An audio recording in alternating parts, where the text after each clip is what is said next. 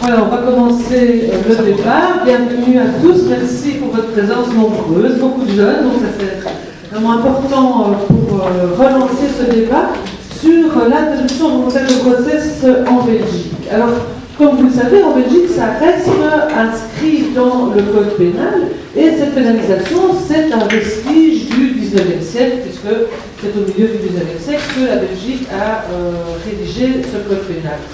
Clairement, aujourd'hui, on est dans une autre dimension, avec le XXe siècle, l'autodétermination des femmes, mais également, évidemment, le droit à la santé reproductive et sexuelle, le droit de planifier ses grossesses, de décider du nombre d'enfants qu'on veut, et si on veut des enfants, le droit aussi de ne pas être mère, ce sont des droits qui ont été acquis, ou en tout cas qui sont rentrés dans la mentalité à partir de la deuxième moitié du XXe siècle, et maintenant nous sommes au XXIe siècle, et la question s'est posée au moment du 25e anniversaire de la loi, c'est-à-dire donc en 2015, puisque la loi belge a été votée en 1990, la question s'est posée de savoir finalement si un quart de siècle après, cette loi était encore en phase avec la réalité, pas seulement la réalité pratique, la façon dont on a accès à l'avortement en Belgique, mais aussi évidemment d'un point de vue symbolique, que signifie le fait que ça reste un délit contre l'ordre des familles et la moralité publique. Il ne s'agit donc pas d'un délit contre une éventuelle personne que serait l'embryon ou le fœtus. Donc toutes ces questions, évidemment, sont venues finalement sur la table et on a vu dès le début de l'année 2016 les partis politiques ici représentés qui ont déposé ou entamé une réflexion pour sortir l'interruption volontaire de grossesse du code pénal.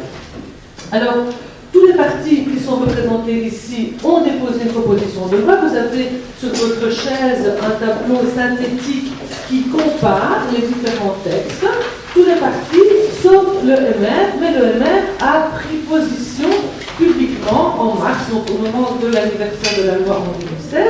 Et je cite le député de la commission justice Gauthier-Gallon qui disait ceci: il y a une tendance lourde sur le plan international par rapport à ce droit à l'avortement. Il y a des attaques, même en Europe, qui est remis en question. Et donc, nous planchons sur une réflexion législative, mais également à travers des rencontres que nous avons avec les représentants de centres de planning pour évaluer la situation sur le terrain. Alors, du côté francophone, vous remarquerez également l'absence d'un représentant du parti CDH. Alors, le CDH nous a demandé de transmettre ce message. Il ne s'agit pas d'un blocage idéologique. Ils sont d'accord de discuter, mais aujourd'hui, ils avaient une réunion de groupe politique et donc ils ne pouvaient pas être présents. Ceci étant, comme me l'a assuré leur secrétaire politique, nous aurons des réunions avec eux et donc, évidemment, je me ferai un plaisir de communiquer les résultats de ces rencontres lorsqu'elles auront eu lieu. D'autre part, vous verrez également que le CDMD et la NVA ne sont pas là. Et là, c'est clairement un choix qui est assumé, puisque en janvier dernier, nous avions organisé notre 3e colloque au Sénat. Et lors de ce colloque, clairement, le CDMD et la NVA avaient dit: nous ne voulons pas participer à un débat, car nous ne sommes pas d'accord avec la sortie de l'IVG du code pénal. Les actes de ces colloques se trouvent également à disposition gratuitement sur la table derrière vous, donc quand vous sortirez ou quand vous serez en discussion tout à l'heure, vous aurez l'occasion de vous en procurer. C'est intéressant parce que le premier colloque réunissait des médecins et des juristes, le deuxième, les féministes et les travailleurs de terrain, et le troisième, les représentants politiques. Donc on avait essayé finalement d'avoir une espèce de vue d'ensemble de la situation et des prises de position. Donc comme je le disais, chaque parti présent a travaillé ou travaille à une proposition de loi. Et le premier parti qui a déposé, c'est DEFI, en mai 2016, représenté ici par Sophie Rony. Merci Sophie pour sa présence. Et le dernier parti, c'était l'OpenVLD, en juin 2017, représenté ici par Karina Verkoeven. Nous avons également autour de la table Marco Vanès pour le PCB, Karine Allure pour le PS, Catherine Jardin pour le MR, Muriel Bertès pour Écolo et Karine Giroflet pour l'SPA. Le débat va se dérouler d'abord en 3 questions. Je vais proposer une question-réponse entre 2 députés Et ensuite, on refera un tour de table et on aura un débat avec la salle. Et la première question que je souhaitais poser, je voulais la poser précisément au premier parti qui a déposé une proposition de loi et au dernier parti. Parce qu'il y a une grande différence dans la façon dont ils ont envisagé les choses. Défi a pris une position de principe, donc il a entamé finalement la marche en déposant et en disant on va prendre les conditions actuelles de la loi et on va transposer ça dans une loi particulière ou une loi de santé, mais le principe c'est de sortir du code pénal. Alors que du côté de l'OpenTLD, la proposition est plus ambitieuse puisqu'elle revoit les conditions de la loi, mais la question qu'on va se poser aujourd'hui, c'est comment on va faire pour sortir l'IVG du code pénal, pas pour rediscuter peut-être chaque petite condition ou chaque élément. Alors, c'est tactiquement, finalement, est-ce qu'on est d'accord de sortir du code pénal et pour y arriver, comment on va faire? Donc, la première question que je pose à Défi et à l'OpenTLD, vous avez déposé de manière différente, mais en allant dans le même sens. Quelles étaient finalement les motivations pour déposer en ce sens?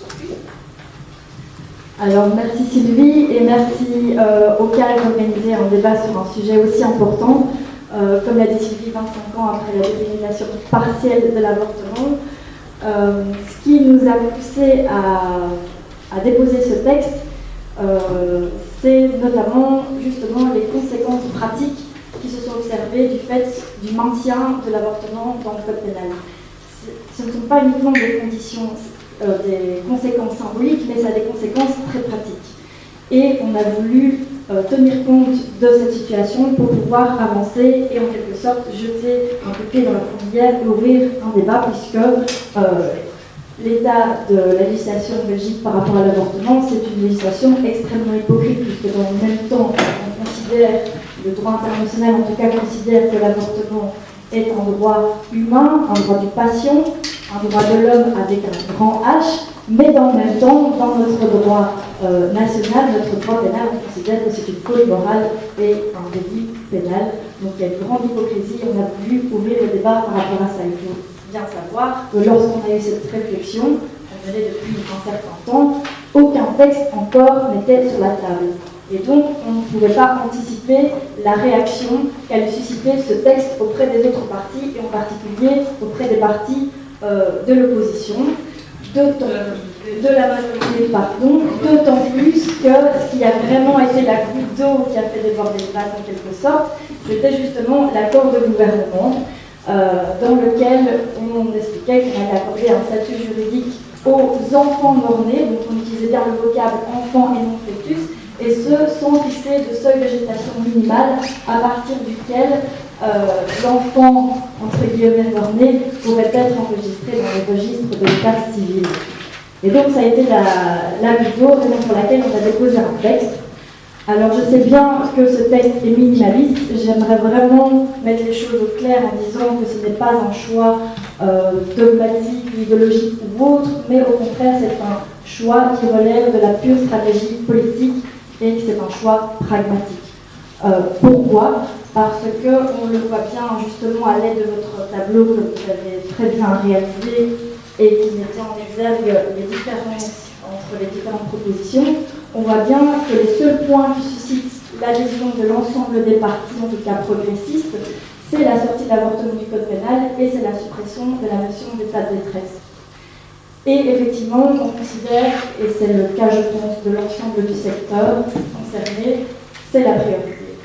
Donc effectivement, on n'éprouve aucune difficulté à pouvoir avancer sur les conditions légales pour avorter. On peut travailler à un assouplissement de ces conditions. Moi, personnellement, il y a effectivement des choses qui me choquent et je trouve en totale inadéquation avec la réalité du terrain. Le délai de 12 semaines, effectivement, il pose problème du fait que si on le combine avec le délai de réflexion de 6 jours, avec les difficultés pour obtenir un rendez-vous médical à temps, etc., ça pose problème et ça pousse les femmes soit à avorter à l'étranger, avec toutes les conséquences que ça implique, soit ça pousse les médecins à avorter dans l'illégalité. Et donc, quand bien même il y a des propositions de loi aujourd'hui, et j'en suis ravie, j'en suis vraiment heureuse, qui vont plus loin, il ne faut pas perdre de vue que ce combat, on l'obtiendra, et on l'obtiendra si on obtient une majorité alternative, donc qui dépasse les clivages majorité et opposition actuelle. Et donc, soit on travaille un texte de consensus, qui rencontre les attentes, toutes les attentes du terrain, mais avec le risque qu'on ne obtienne finalement rien, soit on avance pas à pas. Et alors, on travaille vraiment sur cette priorité de sortie du code pénal et de suppression de la notion d'état de détresse. Et à partir de ce moment-là, je pense que le débat sur l'assouplissement des conditions pour avorter sera beaucoup plus aisé, beaucoup plus rationnel, puisqu'à partir de ce moment-là, on considérera l'avortement non plus comme une faute pénale, mais comme un acte médical. Ok, très bien. Donc, Karina Van Cote, Julie Van Karina Van Cote, votre point de vue alors à vous par rapport à cette tactique politique finalement pour avancer? Ik ga mij veroorloven om Nederlands te spreken, omdat ik toch een zekere nuance heb. De reden terecht, we hebben als laatste een wetsvoorstel ingediend, omdat we intern eens worden aftoetsen en ook met het terrein, om duidelijk te weten welke precies de knelpunten zijn die vandaag op het terrein moeilijkheden veroorzaken. Donc je vais parler en néerlandais afin de pouvoir appuyer les nuances très spécifiques au débat. Nous étions les derniers à avoir rentré une proposition parce qu'en interne on voulait d'abord faire une consultation du terrain afin de donner un avis fin et précis en respect avec les volontés du terrain. Waar we het onmiddellijk over eens waren. En wat denk ik bij de meeste partijen die een voorstel hebben ingediend, denk ik als een paal boven water staat, is dat het recht op zwangerschapsonderbreking een recht is van de vrouw die zelf beslist en beschikt over het feit dat zij al dan niet een kind wil ter wereld zetten. Als dat zo is, ja, dan moet abortus, dus de regelgeving rond abortus, moet die verdwijnen uit het strafrecht. En velen zullen denken, ja, maar wat maakt het nu uit? Ja, aangezien het een verschoningsgrond is dat toch niet erg dat dat vandaag nog in de strafrecht of in de strafrechten staat. Velen die andere ideeën hebben zijn ideeën niet toegegaan. Maar dat betekent natuurlijk, als je daarvan uitgaat, strafrecht, dat betekent die handelingen die wij als maatschappij niet kunnen dulden. Dat betekent precies een kwalificatie in het strafrecht. Wij dulden dit niet als maatschappij. En het is dat culpabiliserend element dat we willen wegnemen door middel van het depenaliseren van abortus. Dus on était tout à fait d'accord avec le fait qu'il fallait absolument dépénaliser. Nous étions d'accord avec l'idée que les premiers partis voulaient s'attaquer donc à cette problématique. C'est une problématique essentiellement propre aux femmes. Et donc on trouvait ça très important, on voulait décider que la femme a le droit de décider la façon dont elle veut avoir ou ne pas avoir d'enfant. Et si ça reste dans le code pénal, c'est culpabilisant. Ça reste culpabilisant. C'est, en principe. En dan zou ik graag, ik heb een oud werk meegebracht, dat dateert van de jaren 70. Ik heb dat teruggevonden dans la bibliothèque de mon beau-père, qui était médecin. Et c'est un livre écrit par Dr Wong, qui était le premier honorant qui a fait en clinique des avortements. Et il raconte ce qu'il a vécu. C'est en néerlandophone. Et je lis quand même. Oui.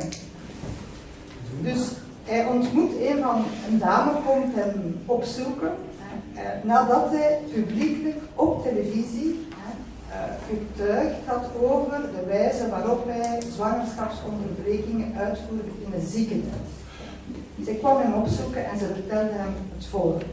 Donc, il rencontre ce médecin qui était le premier médecin à avoir fait des avortements, rencontre une femme qui l'avait vu à la télé parler des premiers avortements qu'il avait fait, et cette femme lui dit la chose suivante. Voilà. Zij vertrouwde me toe dat ze zich als vrouw van 28 had laten aborteren. Ze had toen TBC en had pas een tweeling gewaard. Haar katholieke huisdokter had haar vierkant de deur uitgezet. Maar een rode dokter uit België had haar geholpen. Maar haar geweten bleef klaar.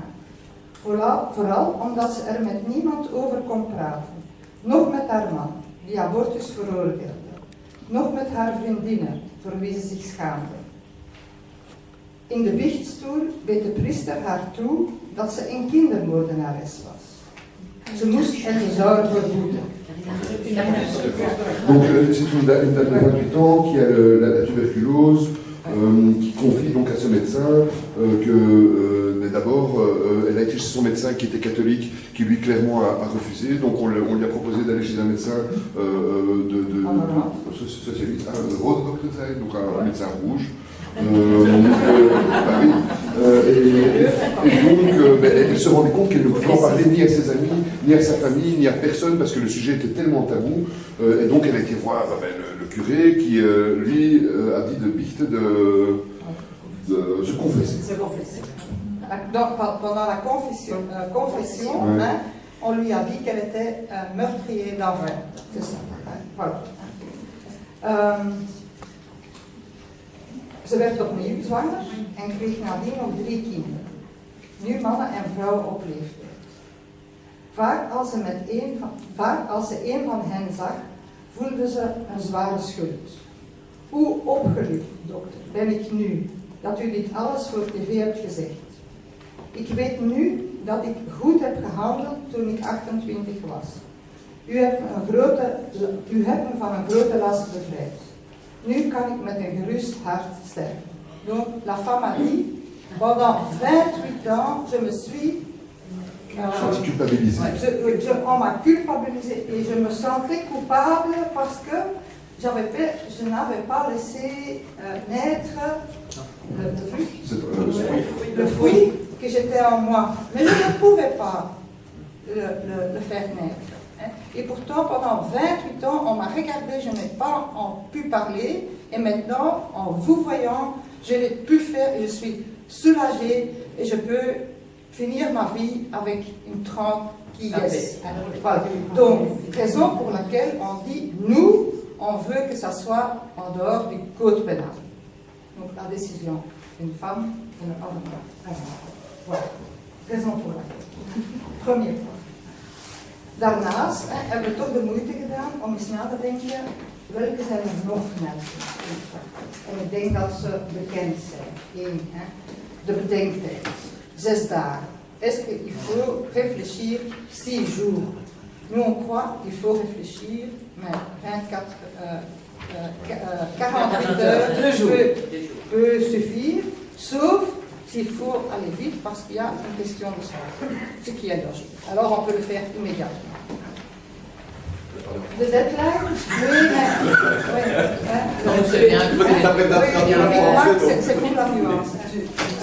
Et alors, de deadline, 18 semaines, à la place de 12 à l'heure actuelle.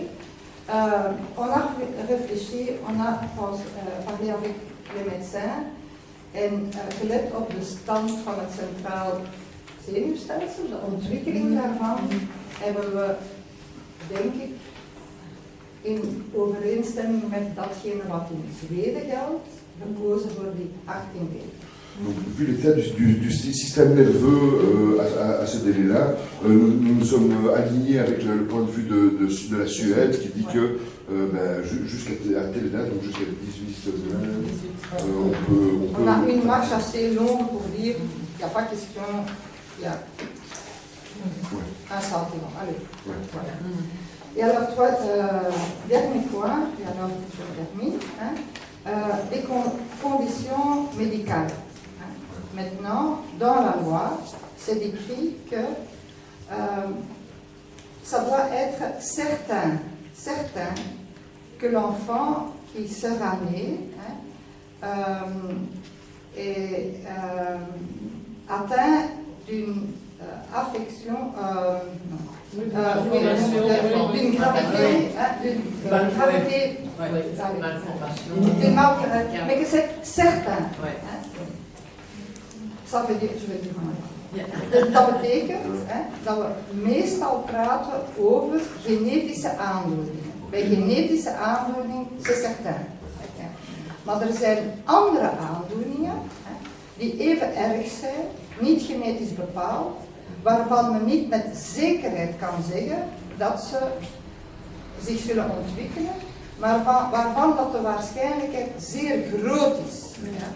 In die omstandigheden willen wij het ook mogelijk maken dat om medische redenen zwangerschapsonderbreking. Ok, donc pour l'instant, quand il y a vraiment une maladie génétique, on est certain à 100% qu'il y aura une malformation de l'enfant, et donc dans ce cas-là, c'est indiscutable, c'est inscrit dans la loi, mais il y a aussi d'autres malformations qui ne sont pas certaines à 100%, mais où il y a un grand niveau de probabilité que la malformation ait lieu, et donc on voudrait également, dans ces situations-là, dans ces cas-là, qu'un avortement soit possible. Et qu'on ne soit pas limité justement aux maladies génétiques uniquement qui sont certaines à 100%, mais que celles où il y a une grande probabilité possible. D'accord, ok, merci. Donc, ici, Karina Van Vleuten a expliqué finalement les conditions, la modification des conditions pour pouvoir pratiquer une IVG selon leur proposition de loi. Ceci étant, quand l'OpenVLD a déposé le texte en juin dernier, ça faisait déjà un sérieux moment que le PS avait déposé dans la foulée de défis et également Ecologoon. Alors, ce que je voudrais maintenant vous poser comme question, Karina Lieu et Muriel Jerkens, c'est quand ce texte est finalement arrivé quand même, je pense, une année après avoir été déposé donc, en commission justice, nous avons assisté par 2 fois à un blocage. Alors, je voulais vous demander d'abord comment vous analysez ce blocage, et d'autre part, question supplémentaire à Muriel Jerkens, qui est aussi donc présidente de la commission santé. On se trouve finalement en commission justice parce qu'il s'agit d'une modification du code pénal. Mais puisque nous avons quand même changé le paradigme et que nous considérons aujourd'hui que l'avortement est une question d'autodétermination des femmes, mais également de santé, est-ce qu'il n'y a pas moyen, ou est-ce que vous avez tenté de conjoindre les propositions en commission justice et en commission santé? Donc je vais commencer par Catherine Lalieu. Merci pour cette invitation à ce débat, qui j'espère ne restera pas un débat en dehors du Parlement, comme c'est le cas aujourd'hui. Donc il est vrai que je suis pour un travail en 2 étapes. Je ne vais pas revenir sur les conditions parce que je crois qu'on est tous ouvertes à entendre le secteur, à trouver sur les conditions, quand ce sera en dehors du code pénal au niveau de la santé, je pense qu'on est capable à un moment donné avec l'ensemble des acteurs de se mettre d'accord en fonction des différentes propositions déposées. Je ne reviendrai pas là-dessus, on sait qu'on doit améliorer l'ensemble des conditions, mais c'est la seconde étape qu'on pourrait faire en commission de santé, ça Muriel va sans doute en parler. Par contre, la première étape pour moi est la plus fondamentale, et elle peut être d'une rapidité fulgurante. C'est-à-dire que c'est juste sortir l'avortement du code pénal. C'est-à-dire que ce n'est pas une longue loi, c'est un article. Il ne s'agit pas de négocier des conditions en commission de justice. C'est fini, une fois que c'est sorti, la commission de justice n'a plus rien à dire, et c'est ça que je revendique aujourd'hui. Pour le Parti socialiste, c'est la priorité des priorités. Nous ne mettons que cette proposition de loi en commission de justice depuis 2017. Et depuis 2017, il y a un blocage de la majorité et du président de la commission qui est maire en commission de justice.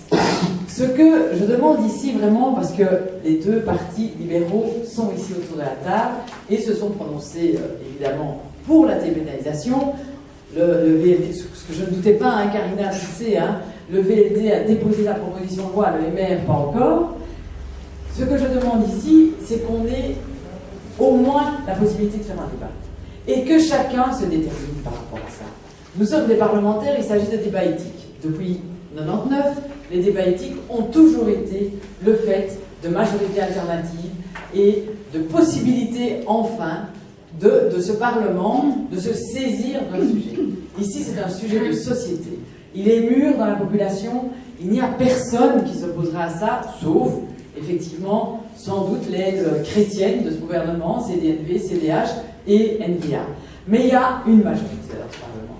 Le message qu'il faut faire passer, quand même, c'est que la majorité est là. Si on se compte, nous toutes, ici, avec les partis derrière, eh bien, évidemment, ça passe sans souci au Parlement fédéral.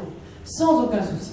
Et donc, je demande aux partis libéraux qu'ils aillent vers leurs ministres respectifs, et notamment le Premier ministre, bah oui, parce que nous, on n'a pas accès, et le Premier ministre, pour leur dire, laissez-nous travailler, cette société est mature, le Parlement est mature, laissez-nous travailler. Parce qu'il y a un danger. Parce que pendant ce temps-là, il y a un autre ministre du gouvernement qui travaille, c'est-à-dire le ministre de la Justice du CDNV, par rapport au statut de l'enfant mort-né. Et là, il n'y a pas de problème. Pas de blocage du gouvernement, on continue à travailler.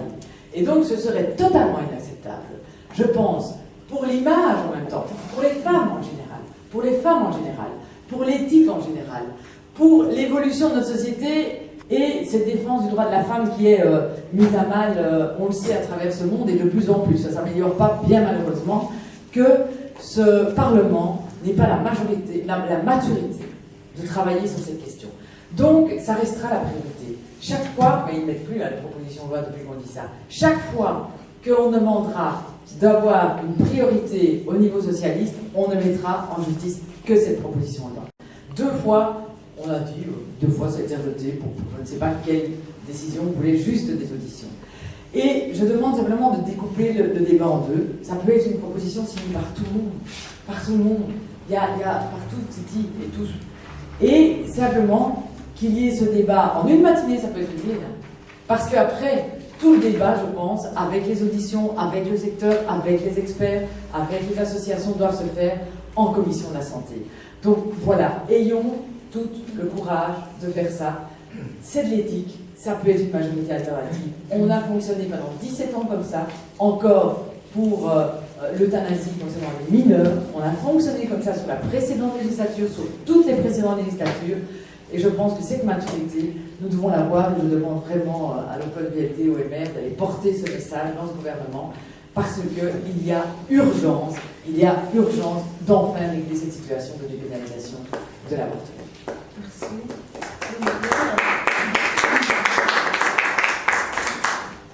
Mais je partage l'analyse et la proposition de Karine. Pour nous, il était important qu'on dépose cette proposition, évidemment sortie du code pénal, ça c'est la première évidence. Il était important pour nous, dans le texte, qu'on y ajoute également des éléments relatifs aux conditions à revoir.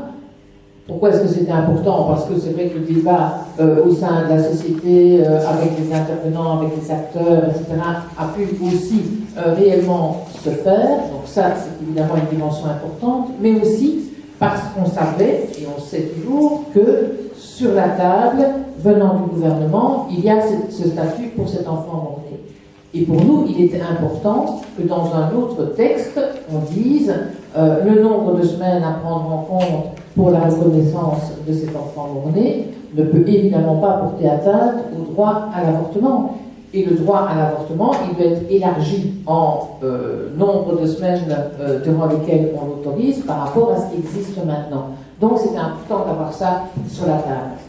Maintenant, pour le travail à faire, je pense effectivement que si on arrive à signer tous ensemble ici un texte qui sort du code pénal, qui est travaillé en justice, on sait biffer cette partie-là de nos propositions de loi respectives pour ne garder que les dimensions santé, puisque tous les partis qui ont déposé des propositions de modification du contenu de la loi l'ont fait en l'intégrant soit en totalité ou en partie dans la loi sur le droit des patients, soit dans une loi santé complémentaire. Et donc, effectivement, ce sont des sujets qui sont travaillables en commission santé. Et alors, à ce moment-là, avec les acteurs, on peut discuter de tout cela et voir comment on adapte et on est sorti du contexte philosophique qu'on peut avoir. Mais la condition, évidemment, c'est qu'il y ait un accord quand même pour cette sortie du code pénal. Maintenant,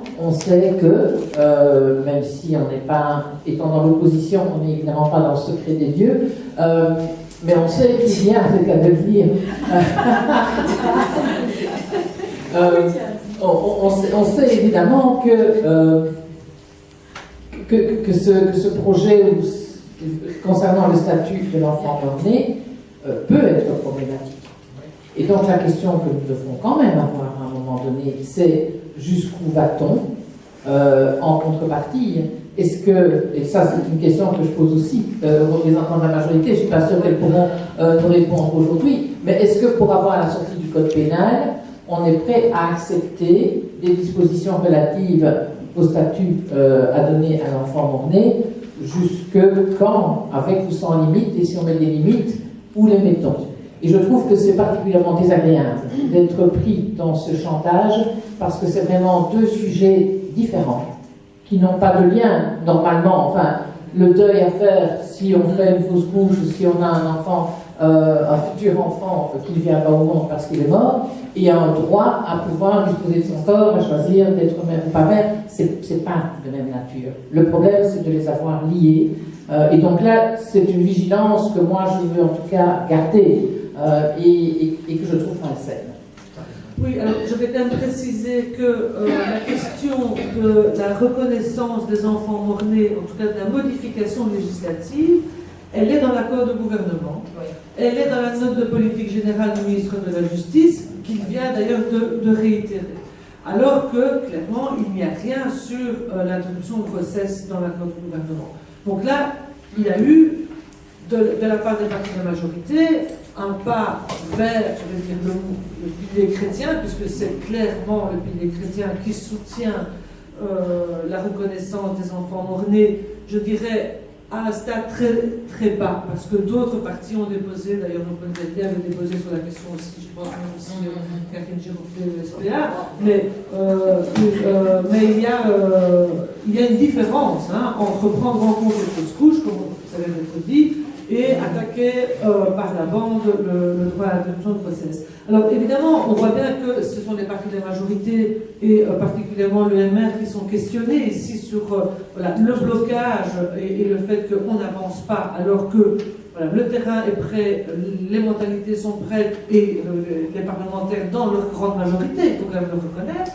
Alors, avant de donner la parole à Catherine Jadin et de revenir peut-être vers Karine Abad-Cotter, je voulais voir avec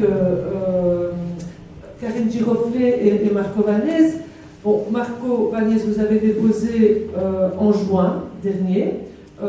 Karine Giroflée, vous avez modifié votre résolution pour en faire une proposition de loi.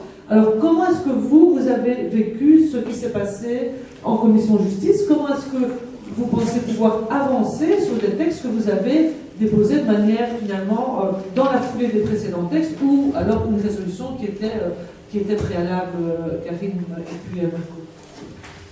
Ok, merci pour l'invitation aussi. Pour la même raison que Karine, je m'exprimerai en néerlandais parce que je me rends compte que c'est un sujet vraiment délicat et ça donne des nuances qui ne sont pas toujours faciles à autre langue. Eerst en vooral wil ik zeggen aan mevrouw de moderator dat er een foutje in het overzicht staat. Dus er staat bij ons dat er... Tout d'abord, Madame la Présidente, je vais lever votre attention sur le fait qu'il y a une petite erreur sur le document par rapport à... Ja, er staat bij accord écrit la détermination de la femme le jour de l'intervention non mentionné. Mais c'est pas... J'ai le texte ici. Dus wij zeggen dus inderdaad dat er ook op het moment dat het gaat gebeuren, dat de aanvraagster moet een schriftelijke tekst. Ja. Oui, donc pour le fait qu'il y ait une demande écrite, et donc ça c'était une petite erreur dans le document. En dan inderdaad wil ik bevestigen dat wij al in 2016, in juli 2016, een resolutie hadden neergelegd waarin we alle elementen die nu in ons wetsvoorstel staan ook al hadden naar voren geschoven. We hebben dan eigenlijk, de idee daarachter was van een resolutie, daar kan je misschien makkelijker over praten en makkelijker over debatteren. Want we waren ons heel erg bewust van het feit dat inderdaad, zoals Karin en Muriel al gezegd hebben, de meerderheid wellicht niet zou willen om daarover te praten. Wij hebben heel, ik zeg dat heel rechtuit, heel sterk de indruk dat de meerderheid zich ver weg wil houden van de meeste ethische debatten. En dat is dus dat is voor ons echt wel, we vinden dat echt niet kunnen. Ik sluit me helemaal aan bij wat Karin heeft gezegd. Het is altijd zo geweest, of gedurende al heel veel jaren, dat er in het parlement kan gepraat worden over ethische zaken, dat het ook een kwestie is van geweten, van eigen geweten, en niet per se een partijstandpunt moet zijn. Donc nous confirmons qu'en juillet 2016, nous avons rendu une résolution et pas une proposition de loi, parce que nous avions l'idée qu'une résolution serait plus facile à discuter qu'une proposition de loi, car nous avons clairement l'impression que dans la majorité actuelle, on évite tous les débats éthiques. À partir du moment où l'aspect de conscience vient dans la balance, on remarque que la majorité bloque en masse et que donc c'est très compliqué pour parler de ce genre de questions.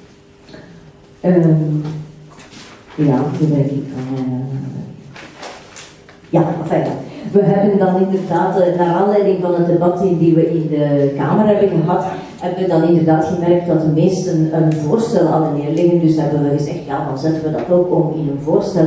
En dan kan het debat ook, als we het kunnen voeren, kan dat debat dan ook op een betere manier gebeuren. Dan strijden we ook met gelijke wapens. Dus ook van mijn kant een oproep van mensen. Dit is heel erg belangrijk. En dan kom ik bij de grond van de zaak. Ook voor ons is het heel erg belangrijk dat een vrouw zich niet schuldig mag voelen als er een abortus heeft plaatsgevonden.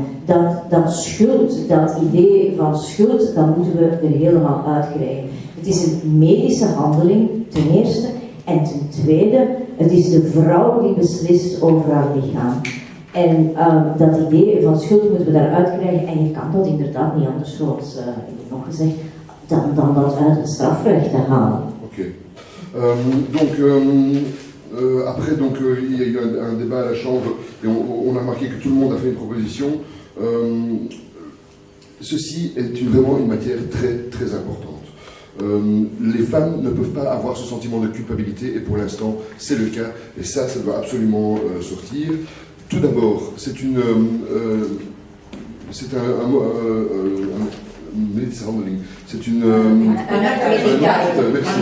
un acte médical, point à la ligne, et deux, c'est la femme qui décide. Et donc il faut vraiment cesser de mettre ce sentiment de culpabilité sur les femmes, c'est inacceptable. Ik denk dat het in grote lijnen zijn we denk ik alleen op de voorstellen nogal gelijk. Zoals dat terugbrengen van die wachttijd naar 48 uur. Ik denk dat op het moment dat iemand naar een centrum gaat voor een abortus, dan heeft men al nagedacht. Dus op dat moment moet men niet nog een keer een vrouw dwingen om nog eens 6 dagen extra te gaan nadenken. Op dat moment heeft men al nagedacht. Dus dat terugbrengen naar 48 uur, ik denk dat dat in de meeste voorstellen ongeveer gelijk loopt. Wij hebben de termijn om een abortus op eigen initiatief en zonder schuld en zonder whatever te laten gebeuren. Wij hebben die termijn opgetrokken tot 20 weken. Waarmee ik niet wil zeggen dat we daar niet kunnen over praten. We hebben met veel artsen gepraat. En meestal is het ongeveer op 22 weken dat men niet meer praat van een vrucht, maar dat men dan gaat praten van een être humain. Ok. Donc on remarque que toutes les propositions sont fort similaires. Par rapport au temps d'attente des 48 heures, on est persuadé que quand une femme prend la décision d'aller dans un centre d'avortement, qu'elle a déjà réfléchi. Et donc ce délai de 6 jours qui est d'application aujourd'hui est tout à fait obsolète. Le délai unilatéral donc, pour prendre une décision nous avons proposé d'aller jusqu'à 20 semaines. Nous sommes prêts à discuter bien sûr de ce délai, mais nous avons discuté avec beaucoup de médecins et beaucoup de médecins nous ont informés comme experts qu'à partir de 22 semaines, on parle vraiment d'un fœtus d'un fœtus plus Un être humain. oui, donc on estime que 22 semaines par rapport aux médecins, c'est vraiment le délai. Mais on a fait une proposition sur 20. Ik wil daarnaast nog iets toevoegen. We hebben ook heel veel gepraat met mensen op het terrein. Dat wil zeggen met de abortuscentra, die dus dagelijks te maken hebben met vrouwen die in nood komen en die om wat voor reden dan ook dus een abortus willen. En ook zij zijn voorstander van die 20 weken. Waarom? En ook dat heeft te maken met de wachttijd van die 6 dagen die we terug willen brengen naar 48. Waarom? Omdat heel veel vrouwen komen ook bij de abortuscentra of komen bij de arts dikwijls heel erg laat. Omwille van het feit dat veel vrouwen, jonge meisjes, maar ook vrouwen die echt al volwassen zijn, een heel onregelmatige cyclus hebben. En dan dus eigenlijk niet bewust zijn van het feit dat ze zwanger zijn of te laat. Of, natuurlijk niet meer dan 20 weken, maar ik bedoel, men heeft ook altijd, denk ik, een psychologische tijd nodig om met het idee in het reinen te komen en wat gaan we daar dan erop doen. En dus vandaar dat we dus ook in de abortuscentra pleit voor die 20 weken, maar nog eens, ik denk ook de medische wetenschap gaat altijd verder en verder, dus in die zin is het zeker nodig om daarover te discussiëren. Dat is wat ons betreft zeer voor discussie. Donc nous avons beaucoup discuté avec les gens actifs sur le terrain, on a beaucoup discuté avec les gens qui travaillent dans les centres d'avortement, et eux sont assez d'accord avec nous que 20 semaines est un délai raisonnable. Alors là... 2 fois, on a dit, 2 fois ça a été rejeté pour je ne sais pas quelle décision, vous voulez juste des auditions. Et je demande simplement de découper le débat en 2. Ça peut être une proposition signée par tout le monde. Par tout le monde. Il y a partout Titi et tous. Et simplement qu'il y ait ce débat en une matinée, ça peut être utile. Parce qu'après, tout le débat, je pense, avec les auditions, avec le secteur, avec les experts, avec les associations, doivent se faire en commission de la santé. Donc voilà, ayons tout le courage de faire ça. C'est de l'éthique, ça peut être une majorité alternative. On a fonctionné pendant 17 ans comme ça, encore pour l'euthanasie concernant les mineurs. On a fonctionné comme ça sur la précédente législature, sur toutes les précédentes législatures. Et je pense que cette maturité, nous devons l'avoir. Et je demande vraiment à l'Open BLT, au MR, d'aller porter ce message dans ce gouvernement, parce qu'il y a urgence d'enfin régler cette situation de dépénalisation de l'avortement. Merci.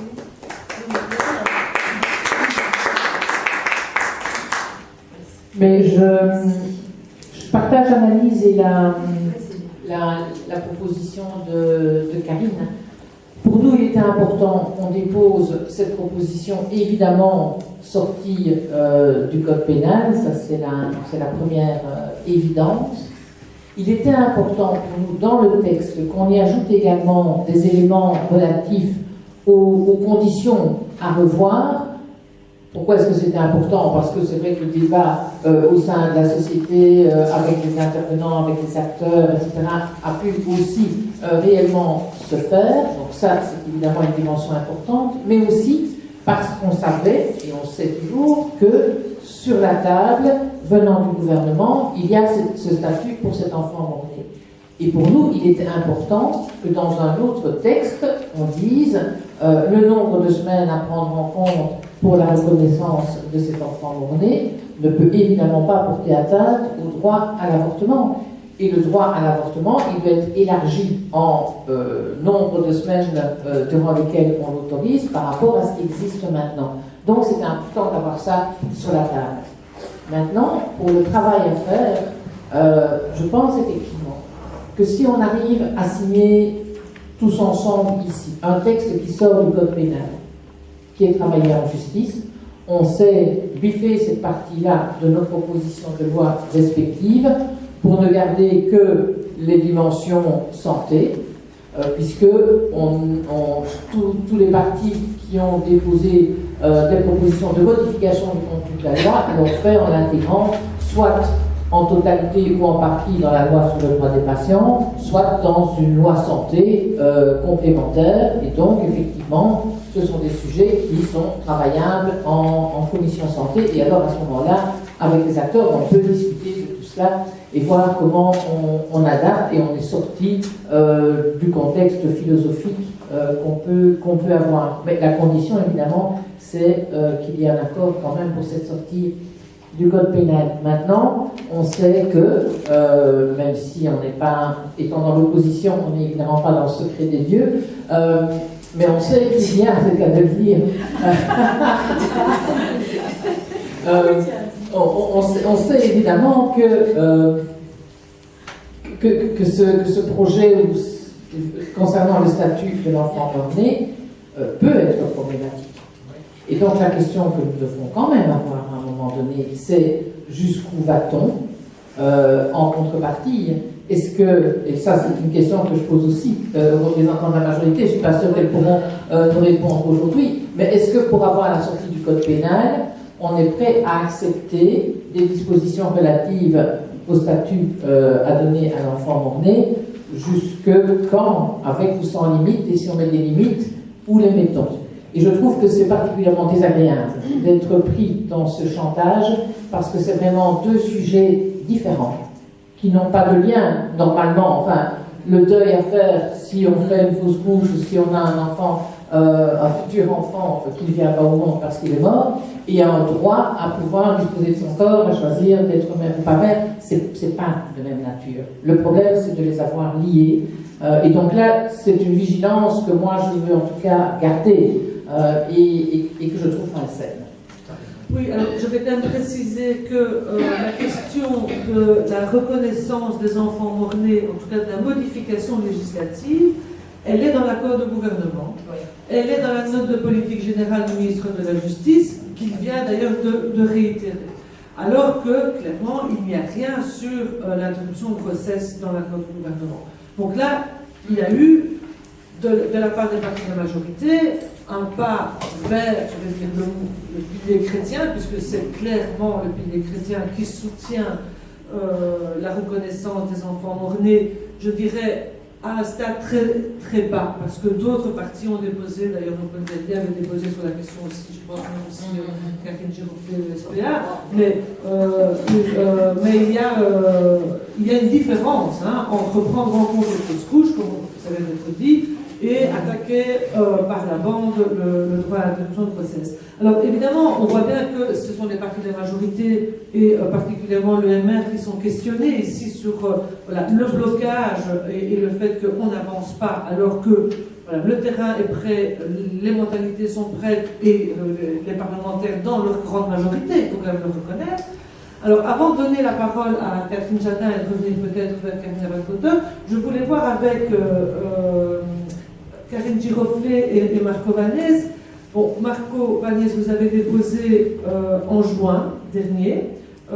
Karine Giroflée, vous avez modifié votre résolution pour en faire une proposition de loi. Alors, comment est-ce que vous avez vécu ce qui s'est passé en commission justice? Comment est-ce que vous pensez pouvoir avancer sur des textes que vous avez déposés de manière finalement dans la foulée des précédents textes ou alors une résolution qui était préalable, Karine et puis Marco?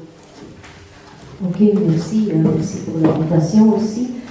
Pour la même raison que Karine, je m'exprimerai en néerlandais parce que je me rends compte que c'est un sujet vraiment délicat et ça donne des nuances qui ne sont pas toujours faciles en autre langue. Eerst en vooral wil ik zeggen aan mevrouw de moderator dat er een foutje in het overzicht staat. Dus er staat bij ons dat er... Nous avons, Madame la Présidente, je vais lever votre attention sur le fait qu'il y a une petite erreur sur le document par rapport à... Ja, er staat bij accord écrit la détermination de la femme le jour de l'intervention non mentionné au bout, mais c'est pas... J'ai le texte ici. Dus wij zeggen dus inderdaad dat er ook op het moment dat het gaat gebeuren, dat de aanvraagster moet een schriftelijke tekst. Ja. Oui, donc c'est pour le fait qu'il y ait une demande écrite, et donc ça c'était une petite erreur dans le document. En dan inderdaad wil ik bevestigen dat wij al in 2016, in juli 2016, een resolutie hadden neergelegd waarin we alle elementen die nu in ons wetsvoorstel staan ook al hadden naar voren geschoven. We hebben dan eigenlijk, de idee daarachter was van een resolutie, daar kan je misschien makkelijker over praten en makkelijker over debatteren. Want we waren ons heel erg bewust van het feit dat inderdaad, zoals Karin en Muriel al gezegd hebben, de meerderheid wellicht niet zou willen om daarover te praten. Wij hebben heel, ik zeg dat heel rechtuit, heel sterk de indruk dat de meerderheid zich ver weg wil houden van de meeste ethische debatten. En dat is dus dat is voor ons echt wel... we vinden dat echt niet kunnen. Ik sluit me helemaal aan bij wat Karin heeft gezegd. Het is altijd zo geweest, of gedurende al heel veel jaren, dat er in het parlement kan gepraat worden over ethische zaken, dat het ook een kwestie is van geweten, van eigen geweten, en niet per se een partijstandpunt moet zijn. Donc nous confirmons qu'en juillet 2016, nous avons rendu une résolution et pas une proposition de loi, parce que nous avions l'idée qu'une résolution serait plus facile à discuter qu'une proposition de loi, car nous avons clairement l'impression que dans la majorité actuelle, on évite tous les débats éthiques. À partir du moment où l'aspect de conscience vient dans la balance, on remarque que la majorité bloque en masse et que donc c'est très compliqué pour parler de ce genre de questions.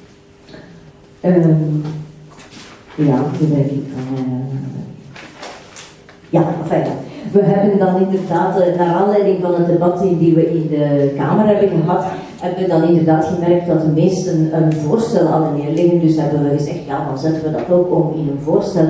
En dan kan het debat ook, als we het kunnen voeren, kan dat debat dan ook op een betere manier gebeuren. Dan strijden we ook met gelijke wapens. Dus ook van mijn kant een oproep van mensen. Dit is heel erg belangrijk. En dan kom ik bij de grond van de zaak. Ook voor ons is het heel erg belangrijk dat een vrouw zich niet schuldig mag voelen als er een abortus heeft plaatsgevonden. Dat schuld, dat idee van schuld, dat moeten we er helemaal uitkrijgen. Het is een medische handeling, ten eerste. En ten tweede, het is de vrouw die beslist over haar lichaam. En dat idee van schuld moeten we daaruit krijgen. En je kan dat inderdaad niet anders, zoals nog gezegd, dan dat uit het strafrecht te halen. Ok. Après, il y a eu un débat à la Chambre et on a remarqué que tout le monde a fait une proposition. Ceci est vraiment une matière très, très importante. Les femmes ne peuvent pas avoir ce sentiment de culpabilité et pour l'instant c'est le cas et ça doit absolument sortir. Tout d'abord, c'est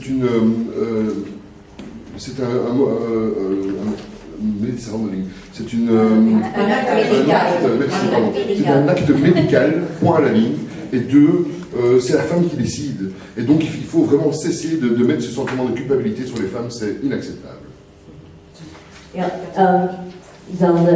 Ik denk dat het in grote lijnen zijn we denk ik alleen op de voorstellen nogal gelijk. Zoals dat terugbrengen van die wachttijd naar 48 uur. Ik denk dat op het moment dat iemand naar een centrum gaat voor een abortus, dan heeft men al nagedacht. Dus op dat moment moet men niet nog een keer een vrouw dwingen om nog eens 6 dagen extra te gaan nadenken. Op dat moment heeft men al nagedacht.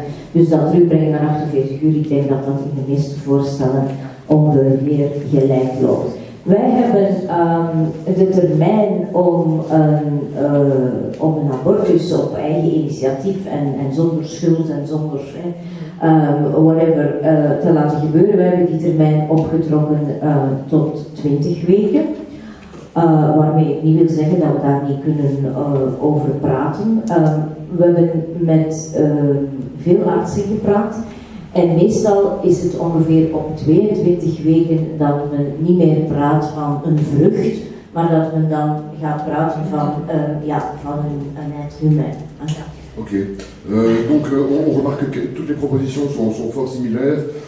Par rapport au temps d'attente, les 48 heures, on est persuadé que quand une femme prend la décision d'aller dans un centre d'avortement, qu'elle a déjà réfléchi. Et donc ce délai de 6 jours qui est l'application aujourd'hui est tout à fait obsolète. Le délai unilatéral donc, pour prendre une décision qui va... Nous avons proposé d'aller jusqu'à 20 semaines. Nous sommes prêts à discuter bien sûr de ce délai, mais nous avons discuté avec beaucoup de médecins et beaucoup de médecins nous ont informé comme experts qu'à partir de 22 semaines, on parle vraiment d'un fœtus d'un fœtus plus que oui, donc on estime que 22 semaines par rapport aux médecins, c'est vraiment le délai. Mais on a fait une proposition sur 20. Ik wil daarnaast nog iets toevoegen. We hebben ook heel veel gepraat met mensen op het terrein. Dat wil zeggen met de abortuscentra, die dus dagelijks te maken hebben met vrouwen die in nood komen en die om wat voor reden dan ook dus een abortus willen. En ook zij zijn voorstander van die 20 weken. Waarom? En ook dat heeft te maken met de wachttijd van die 6 dagen die we terug willen brengen naar 48.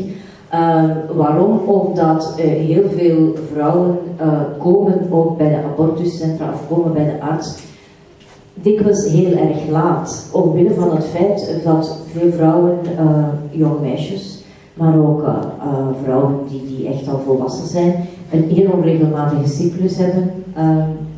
En dan dus eigenlijk niet bewust zijn van het feit dat ze zwanger zijn of te laat. Of, natuurlijk niet meer dan 20 weken, maar ik bedoel, men heeft ook altijd, denk ik, een psychologische tijd nodig om met het idee in het reinen te komen en wat gaan we daar dan erop doen. En dus vandaar dat we dus ook in de abortuscentra pleit voor die 20 weken, maar nog eens, ik denk ook de medische wetenschap gaat altijd verder en verder, dus in die zin is het zeker nodig om daarover te discussiëren. Dat is wat ons betreft zeer voor discussie. Donc nous avons beaucoup discuté avec les gens actifs sur le terrain, on a beaucoup discuté avec des gens qui travaillent dans les centres d'avortement. Et eux sont assez d'accord avec nous que 20 semaines est un délai raisonnable. Alors là, surtout à cause du délai de 6 jours d'attente obligatoire qui rajoute encore donc une semaine à tout le processus. Alors souvent la femme vient très très tard, on se rend compte, les cycles, donc il y a beaucoup de jeunes femmes ou de femmes un peu... de jeunes femmes ou de femmes un peu moins jeunes, on se rend compte que les cycles menstruels sont très irréguliers et donc que beaucoup de femmes ou jeunes filles se rendent compte assez tard qu'elles sont tombées enceintes.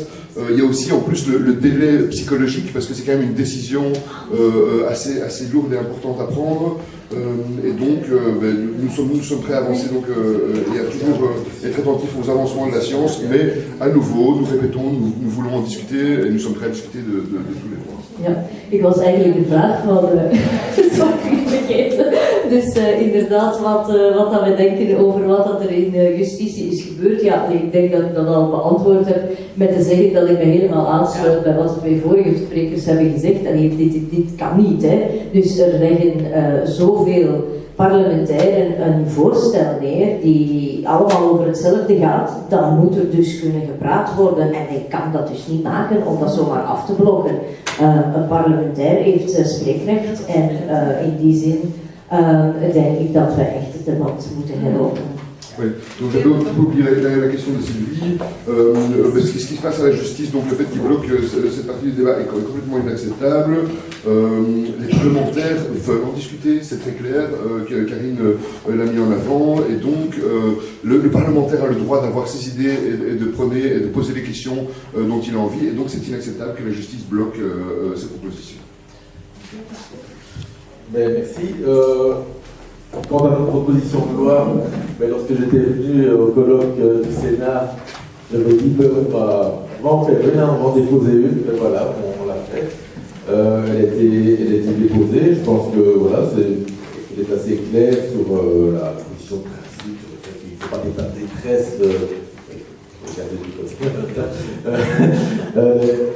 L'état de détresse et tout, c'est des choses qui ne vont pas figurer évidemment, il faut que ça sorte du code pénal, ça c'est clair.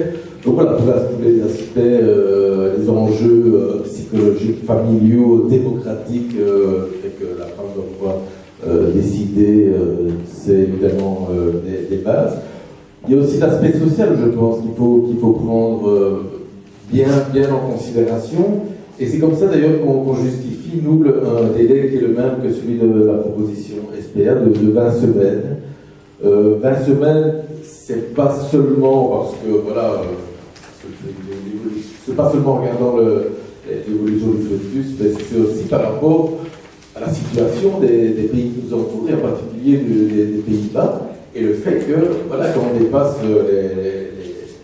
le délai aujourd'hui, il y a beaucoup de femmes qui partent vers les Pays-Bas, avec ce que ça implique comme coût et comme discrimination. Parce qu'évidemment, il y a celles qui n'ont pas les moyens financiers de le faire, ou qui n'ont simplement pas les filons, ou même la connaissance que ça existe aux Pays-Bas. Et donc c'est quelque chose qui nous semble important. Par rapport au débat parlementaire, effectivement, c'est assez... J'essaie de trouver un mot pas trop méchant, mais... voilà, on a difficile, oui, mais voilà, on ne comprend pas, c'est très gentil, qu'il y ait un blocage qu'il y ait eu des blocages au niveau de la commission de justice, et on espère que ces déblocages vont se débloquer. Je suis très gentil, mais je pense aussi qu'on ne peut pas non plus tout résumer à des questions de mathématiques parlementaires, et je pense qu'il ne faudrait pas oublier, même si évidemment c'est assez important, mais il ne faudrait pas oublier aussi la question du combat, de la mobilisation au niveau de l'ensemble de la population. Je crois que c'est Karine qui disait que c'était mûr dans la population aujourd'hui. Voilà, moi je ne dis pas qu'il y a évidemment je ne vais pas dire qu'il y a une majorité contre l'avortement, mais je pense, nous on voit par exemple que quand on publie des textes sur notre site internet, que ça suscite des débats. Donc je pense qu'il ne faut pas sous-estimer la double difficulté. Il y a ceux qui disent, dans la pratique, tout est déjà réglé, donc on s'en fout, il n'y a plus rien à faire.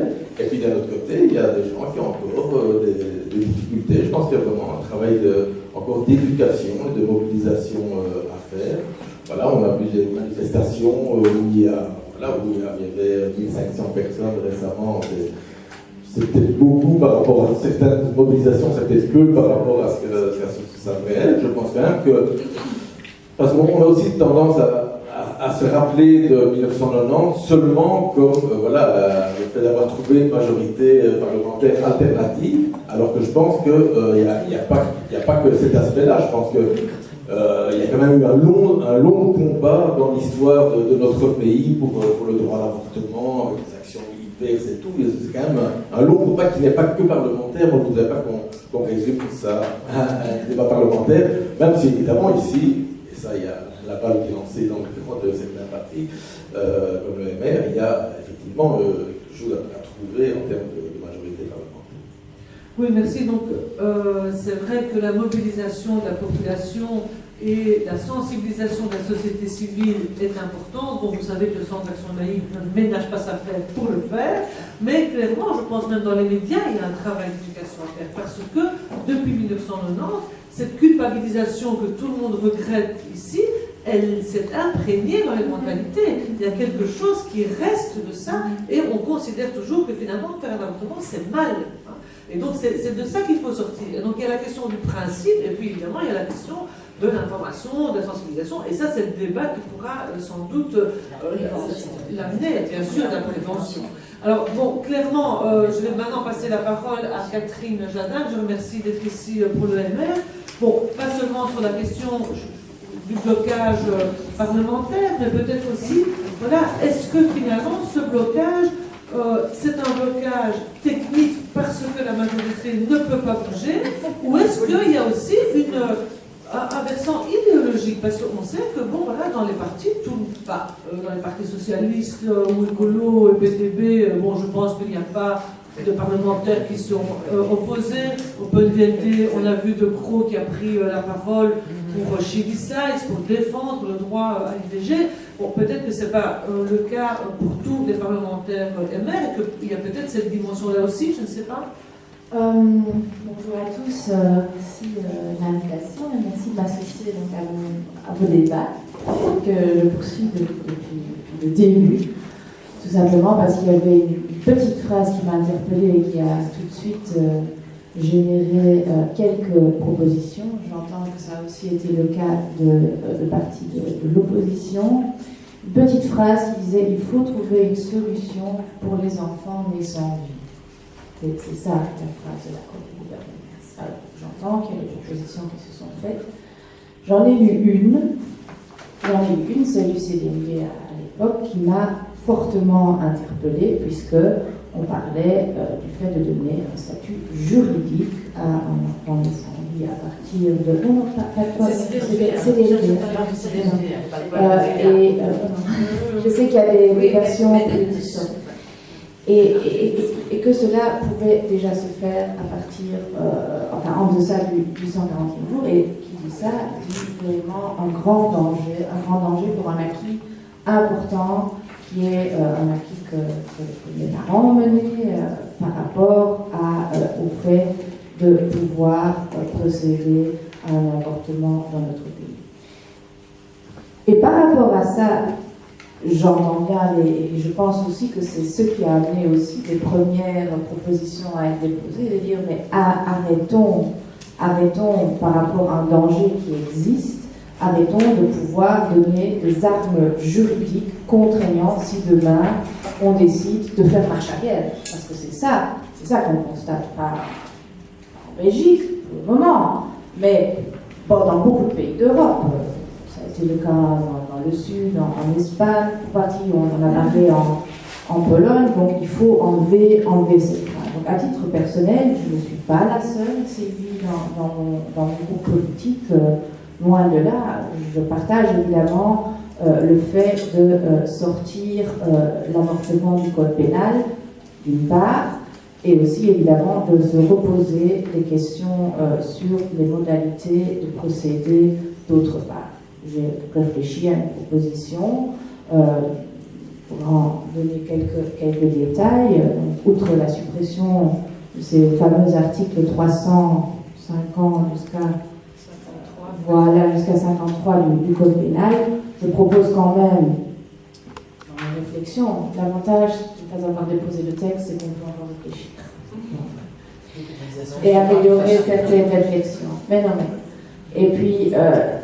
Et puis de peut-être y laisser ce qu'on appelle le délit d'entrave, c'est-à-dire le fait qu'on puisse à un moment donné se voir être détourné par son médecin conseil du fait de pouvoir accéder à un avortement. Pas parce que le médecin conseil aurait peut-être des opinions, des consciences différentes. En ce qui concerne le délai de réflexion, je pense qu'à partir du moment où on souhaite procéder, et on a pris ce choix difficile, le délai de réflexion, pour moi, n'a par exemple plus lieu d'être.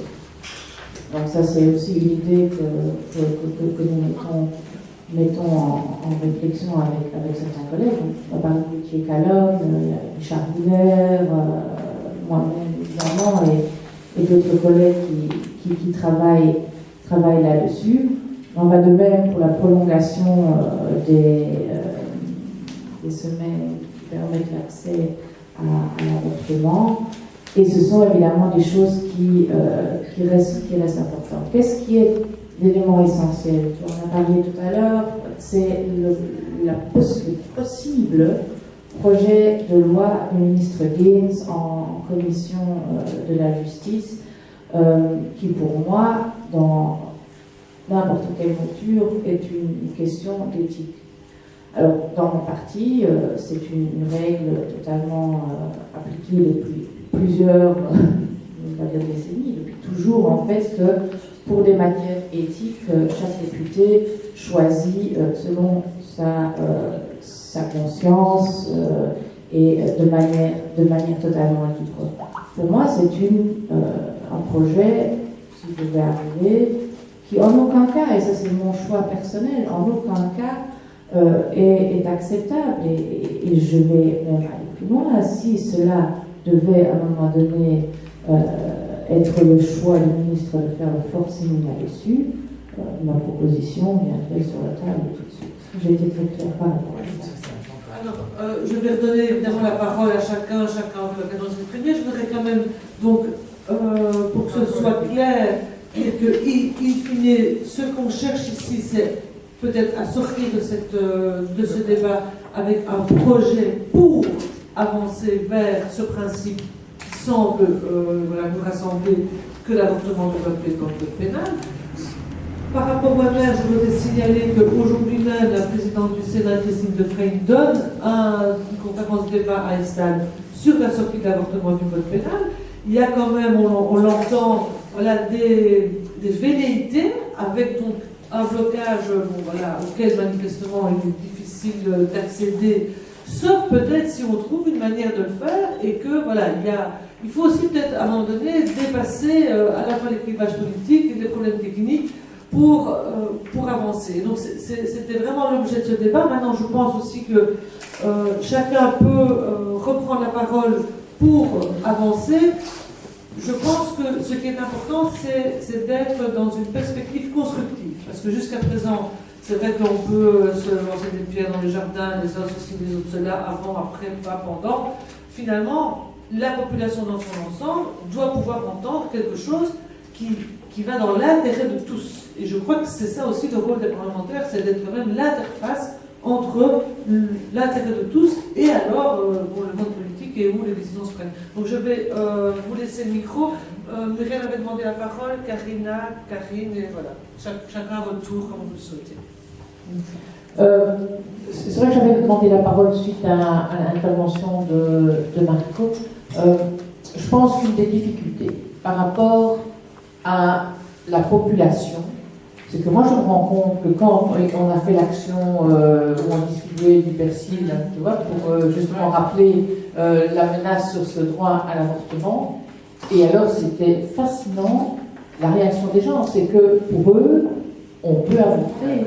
Et donc ce code pénal, c'est quoi? On peut, voilà, il y a le droit. Et ça, c'est pas évident à expliquer. Par contre, quand on parle des conditions, de l'amélioration d'accès, là, ça reprend du sens pour les personnes. Donc, c'est là une des difficultés d'avoir une adhésion sur la sortie du code pénal. Mais sinon, je trouve que la population est prête à réfléchir d'ailleurs sur les conditions. Et forcément sur la sortie du code pénal, puisque dans leur vision, on peut avorter, et voilà, ou que ce soit le droit, je dirais que ça n'a pas beaucoup d'importance pour eux. Nous, on le sait que ça a une importance. Concernant la dimension éthique, est-ce que c'est aujourd'hui une question éthique de sortir l'avortement du code pénal? Pour moi, ce n'est plus une question éthique maintenant. Maintenant, si ça peut permettre de faire adopter cette disposition-là, alors qu'une partie de la majorité n'est pas d'accord, soi-disant pour des questions éthiques, je veux bien qu'on fasse semblant et qu'on dise ça. Hein. Aujourd'hui, c'est un droit qui est reconnu partout, qui est le droit à l'avortement. Donc, on sort du code pénal, point à la ligne, il n'y a pas de réflexion philosophique là derrière. Une des stratégies peut être de dire qu'il y en a une, comme ça on fait une majorité alternative. Là, je veux bien, entre nous, qu'on joue comme cela.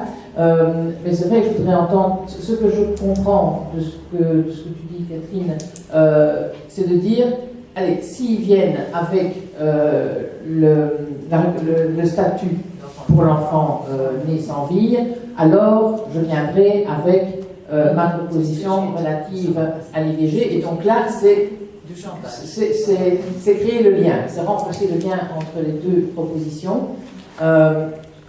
Parce que ça veut dire qu'on n'abordera pas le thème de l'IVG sortant du code pénal de manière autonome en disant, voilà, c'est un sujet éthique qu'on voudrait ajouter, qui n'est pas dans la déclaration gouvernementale, mais qu'on voudrait ajouter aux travaux.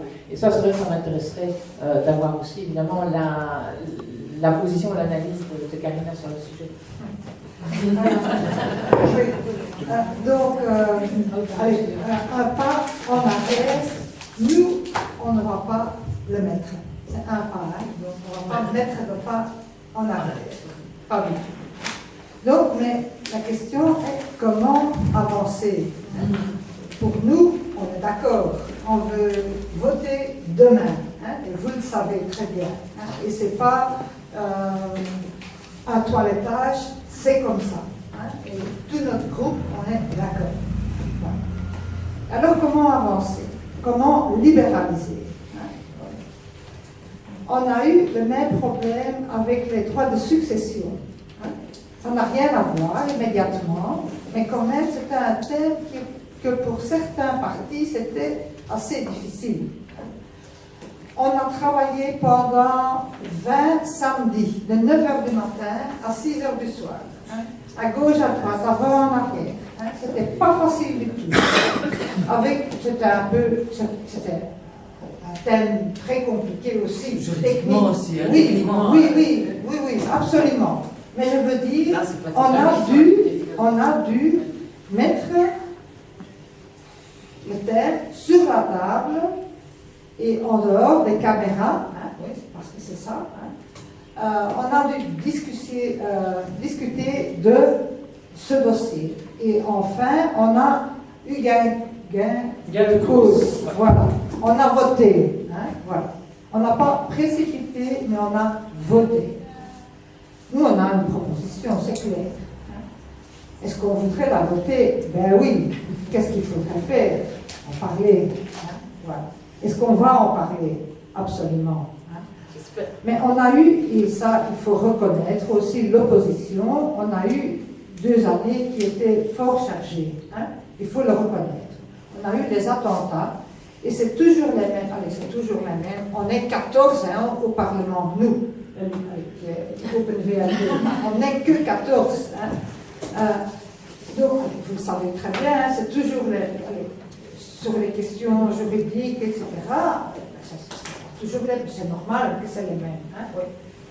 Donc, on a eu 2 jours de commission, hein, attentats. Hein, et alors après, on a fait des propositions de loi qui ont été votées pour améliorer le droit pénal, pour pouvoir mieux réagir. Il fallait le faire. Mais ça a pris toute notre attention, notre travail, etc., etc.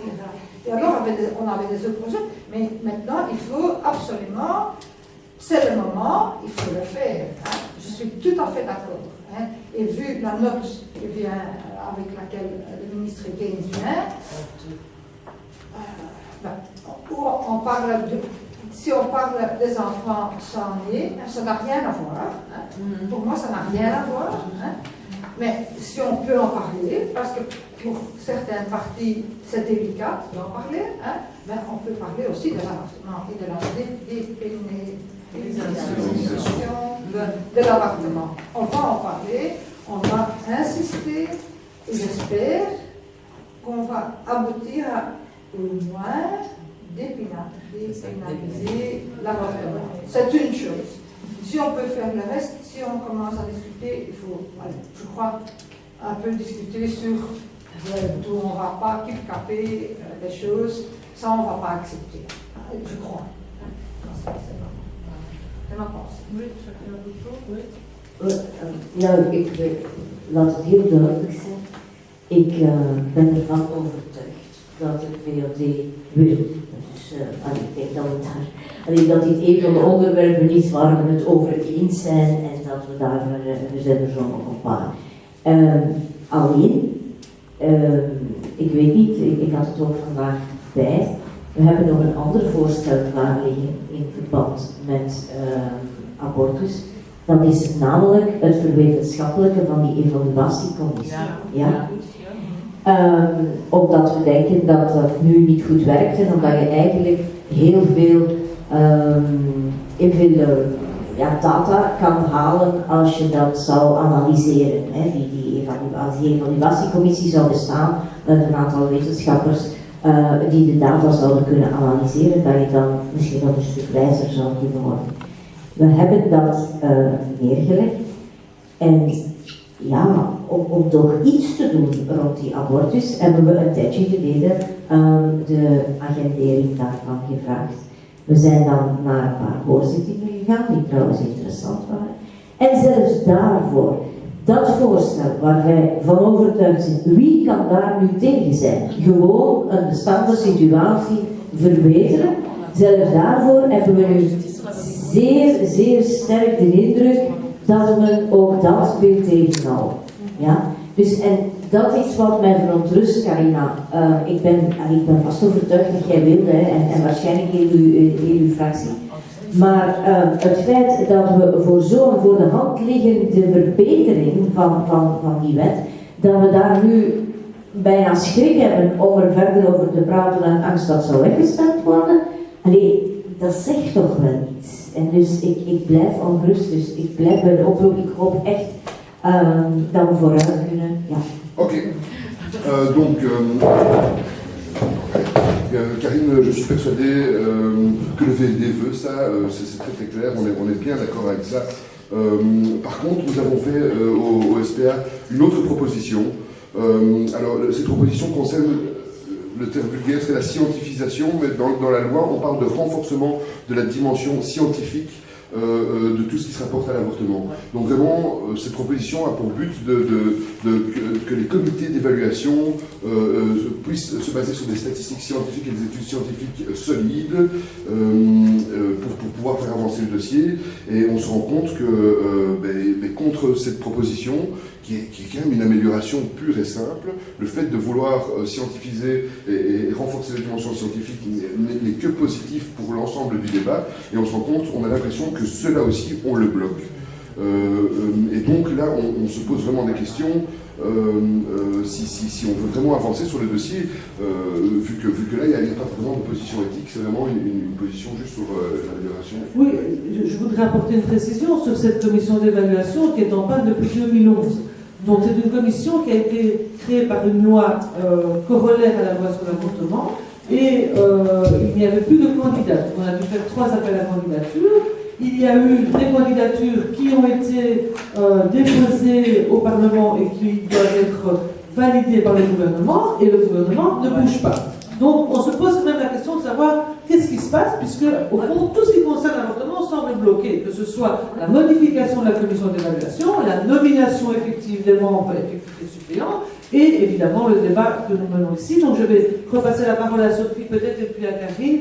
Et je voudrais quand même vous dire que le temps court et qu'il y a aussi une question que je pense on pourrait quand même mettre en débat dans nos dernières interventions, c'est d'une part, sachez que tous les jeunes des partis politiques, et nous avons ici Gwenaëlle Duhamel qui est présente, qui ont fait une carte blanche en mars dernier pour dire que tous les jeunes politiques, c'est d'âge compris, étaient pour la sortie de l'avortement du code pénal.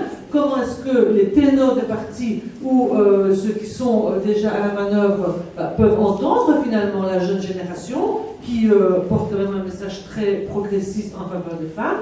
Et la deuxième chose, c'est quand même que la Convention d'Istanbul a été modifiée en septembre dernier et acte que les grossesses forcées, c'est un traitement inhumain et dégradant et qu'il faut un avortement sûr et légal. Et donc ça, c'est évidemment le Parlement européen qui l'a voté et la Belgique va devoir s'y conformer. Donc je pense qu'on a là aussi 2 instruments, ou en tout cas 2 leviers, qui pourraient permettre, avec les bonnes volontés qui se dégagent et qui vont se concrétiser dans cette dernière prise de parole, peut-être pouvoir amener d'autres manières de forcer le dossier. Oui, merci. Alors, je vais essayer effectivement de réagir très rapidement à ce qui a été dit. Je pense que je vais respecter cette rapidité, étant donné que je l'ai respectée déjà en guise d'introduction. Mais il y a quand même plusieurs points sur lesquels j'aimerais réagir. Premièrement, on a beaucoup insisté sur les conditions légales pour avorter. Comme j'ai déjà dit, effectivement, je pense qu'il y a plusieurs conditions qui peuvent être assouplies, et notamment la question du délai, parce que cette question du délai, elle pose question non en matière éthique, mais elle pose question en termes sociaux et aussi en termes de santé et d'égalité, ou plutôt d'inégalité des femmes face aux possibilités qu'elles ont d'avorter. Puisque quand les femmes doivent se rendre aux Pays-Bas pour avorter, c'est parce qu'elles ont l'information qui leur permet de le faire, mais aussi les moyens, parce que l'avortement qui est pratiqué à l'étranger n'est pas pris en charge par la sécurité sociale en Belgique forcément. Il y a les frais d'hospitalisation, etc., qui doivent être pris en charge. Et donc, quand j'entends que la question de l'avortement telle qu'elle se pose aujourd'hui, c'est une question éthique, je me porte en faux par rapport à ça, parce que vraiment, c'est une question qui relève du social et de la santé. Non, c'est par rapport au statut, mais je vais y revenir également. Et je tiens aussi à dire que cette question, elle se pose vraiment avec une très grande urgence, notamment par rapport à cette question du statut juridique des fœtus. Et il y a vraiment un réel danger par rapport à la sauvegarde du droit à l'avortement. Et on l'a vu d'ailleurs dans mon pays d'origine qui est la Hongrie. Pourquoi ? Parce qu'on a très bien vu qu'on pouvait ne pas toucher à la loi sur l'avortement, mais qu'on pouvait, quand bien même, le remettre en cause, de par le fait que dans la Constitution, c'est ce qui a été fait en Hongrie, on a précisé que l'embryon, dès la conception, était à protéger. Et donc on voit très bien que sans toucher à la loi avortement, par un autre biais, par une autre législation, on peut remettre ce droit en cause. Donc c'est pour ça qu'il y a vraiment une urgence par rapport à ça, et que j'appelle vraiment tous les partis autour de la table à avancer sur cette priorité pour après, en commission santé, pouvoir avancer sur les autres conditions, en présence de tous les acteurs du terrain, en présence des centres de planning, du mouvement féministe, du mouvement laïque, des chrétiens progressistes aussi, parce qu'il y en a, et que c'est aussi grâce à eux, à l'époque, qu'on a su avancer pour dépénaliser partiellement l'avortement en 1990. Donc c'est vraiment l'union des forces à laquelle on doit appeler aujourd'hui. Le blocage en commission justice au mois de juillet dernier, j'y ai assisté, ça m'a extrêmement choquée, ça m'a même fâchée, parce que c'était sur la question effectivement d'organiser des auditions.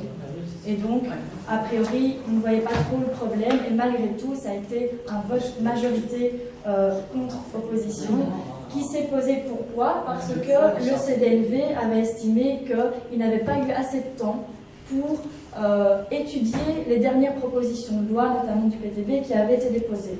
Alors franchement, c'est extrêmement hypocrite comme raisonnement, parce que toutes les semaines, on reçoit des projets de loi du ministre qui font des centaines de pages et qui sont extrêmement techniques et sur lesquels on doit voter et se prononcer en une semaine.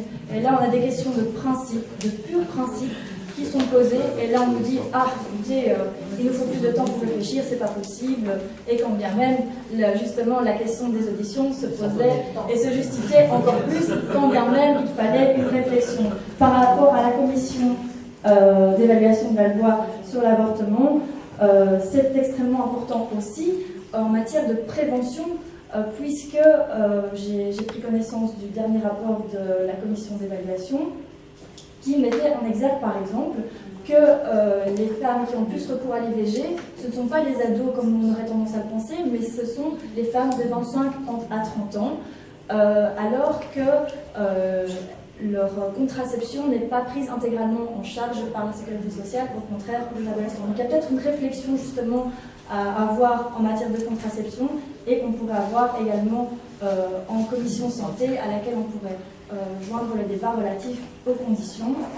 Et je ne voulais pas terminer ma prise de parole sans évoquer justement ce projet de loi du gouvernement relatif au statut juridique des fœtus, parce que j'entends bien la stratégie qui serait mise en place par le MR. Je ne doute aucunement de la sincérité de vos propos et de la sincérité des autres députés qui se sont déclarés en faveur de la sortie du code pénal.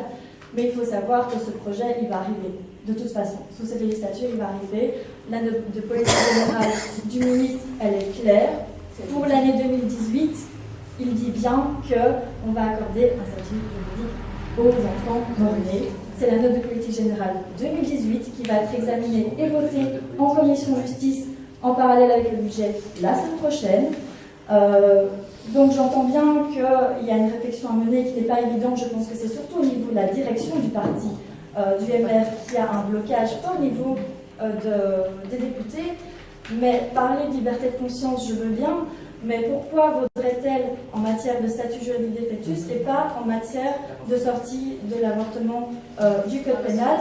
D'autant plus que, dans le même temps, le MR n'éprouve pas de difficulté à, par exemple, adopter une proposition de loi sur la reconnaissance paternelle des enfants dès le premier test de grossesse. Je suis désolée, mais l'hypocrisie, elle se trouve à ce niveau-là. Et donc, je pense que les députés du MR doivent pouvoir valoir leur liberté de conscience et dire on a aussi notre liberté de conscience, on a notre liberté en tant que député et on doit pouvoir déposer notre texte quand bien même ça ne plaît pas à la direction de notre parti. Voilà, donc il fallait essayer d'être constructif pour arriver à une solution commune et essayer effectivement d'enfin dépénaliser. Alors je pense qu'il faut absolument séparer les débats, on a parlé beaucoup des conditions, je crois qu'on arrête de parler des conditions, il faut vraiment, c'est ça l'objectif, que cette commission justice remette à l'ordre du jour, et je fais un appel évidemment à Catherine pour qu'elle saisisse le président de la commission de justice pour remettre les propositions de loi, parce que c'est notre priorité, d'office elle sera inscrite, et qu'il y ait alors là clairement un débat. Je pense qu'en commission de justice, il n'est même pas nécessaire d'avoir des auditions, parce que si on sépare bien les choses, tout peut aller apparaître en santé. Donc il est important à un moment donné de se dire, voilà, on n'a pas besoin de 8 samedis non plus, parce que c'est pas technique sortir quelque chose de code pénal. C'est pas très difficile, c'est simplement on arrête de mettre l'avortement dans le code pénal, donc on scrape 2 articles. Quoi. Donc c'est assez. Oui, donc c'est assez facile. Je voudrais aussi éviter l'écueil, franchement, parce que Catherine, tu l'as dit, de lier les deux.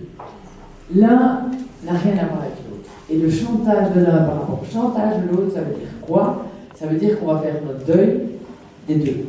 Ça ne me satisfait pas du tout. Et si c'est ça l'optique du MR en disant si jamais ils arrivent, alors on le met, enfin, c'est ce que tu as dit tout à l'heure, mais rectifie alors, Catherine, rectifie alors. Oui. Mais donc, je dis simplement, ne faisons pas ça. Ne faisons pas ça, parce que je n'ai pas envie que le statut de l'enfant-né arrive sur la table, quoi qu'il arrive. Il y a une loi aujourd'hui, et je pense que des petites améliorations à la marche, mais en tout cas pas de la manière dont le gouvernement réfléchisse. Donc ici, on est dans une question de principe, juste de principe. Alors, le réel, on dit que c'est éthique pour essayer que chacun ait la liberté, effectivement. Donc, en fait, on est dans du principe de sortir à un moment donné quelque chose, c'est anachronique de le mettre dans le code pénal, et c'est tout. Et donc, essayons simplement de travailler, mais ne pas lier les deux. Si on lie les deux, je pense que les propositions sont mortes, et les années ne sont pas trop chargées, je pense que, voilà, en très très peu de temps, on peut y arriver. Et je demande simplement aujourd'hui à toutes les femmes qui sont autour, qui continuent à travailler, parce que je veux bien les doubles discours, mais les doubles discours ne pourront plus résister à un moment donné à l'épreuve des faits. Et ces faits, on sait qu'on a une majorité dans ce Parlement. On sait qu'on a la majorité. Et donc pour avoir la majorité et la majorité alternative, outre le MR qui préside la commission de justice, il faut que l'OpenVRT également accepte de prendre en considération, et vous l'avez dit tout à l'heure, vous allez le faire. Est-ce qu'on a un timing?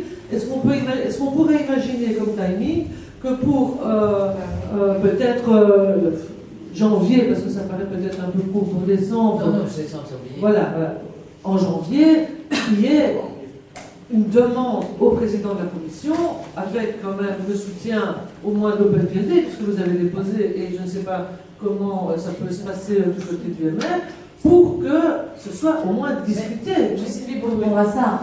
Dès que le président de la commission de justice mettra à l'ordre du jour des propositions de loi, tous les partis peuvent faire une priorité. La priorité des socialistes, c'est ça, je le dis dès moi. La priorité des filles, j'entends, c'est ça. Si ici, tout autour de la table, pour ceux qui ont et celles qui ont déposé, disent que c'est leur priorité, il n'y aura plus que ça à l'ordre du jour. Il n'y aura plus que ça à l'ordre du jour. Voilà le rapport de force que l'on doit faire demain. Simplement dire, il n'y a plus que ça comme priorité pour nous. Alors, bon, voilà. Et je fais un appel à Karina pour qu'elle dise que c'est la priorité du VLD. Elle a beaucoup de pouvoir au sein du VLD, nous le savons. Et c'est une femme déterminée. Donc Karina fait totalement déterminée.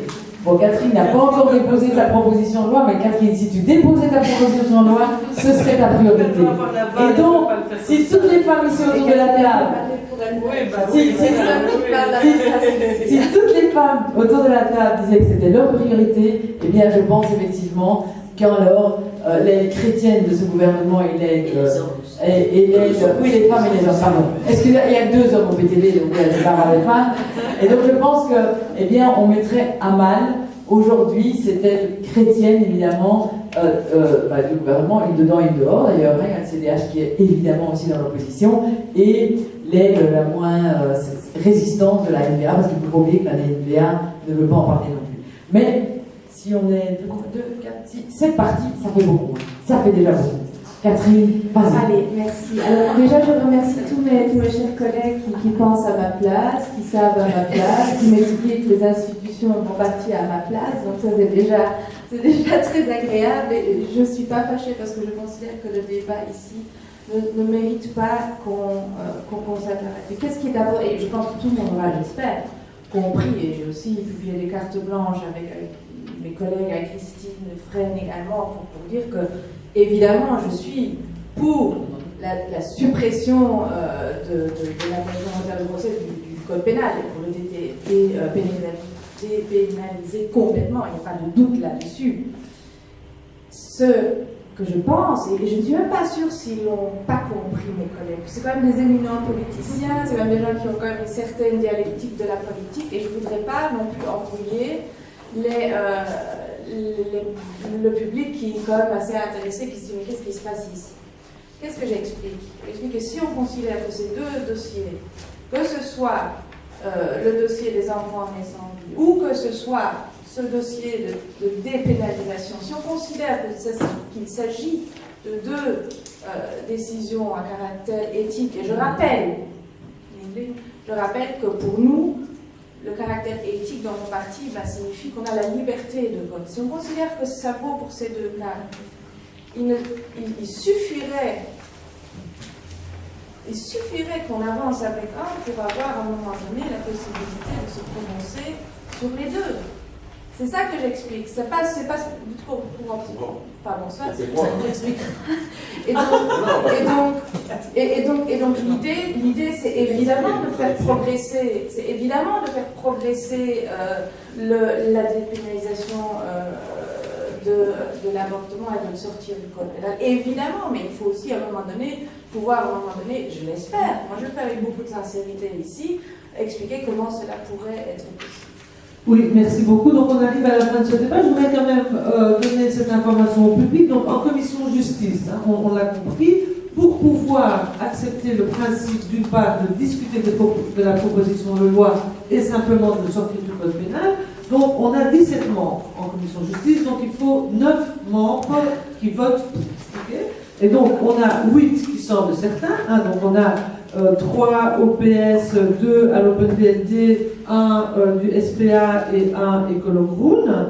Alors le MR évidemment c'est Gauthier Calonne qui est siège, voilà, et il y a évidemment le président de la commission qui est aussi MR, donc voilà, et je pense que Gilles Forêt fait partie de la commission aussi, voilà, donc ils sont 3. Et donc clairement c'est le parti du MR qui va devoir faire la pointe. Parce que on aurait donc 1, 2, 3, 4, 5, 6, 7, 8 avec Gauthier Calonne, il nous en faut un de plus.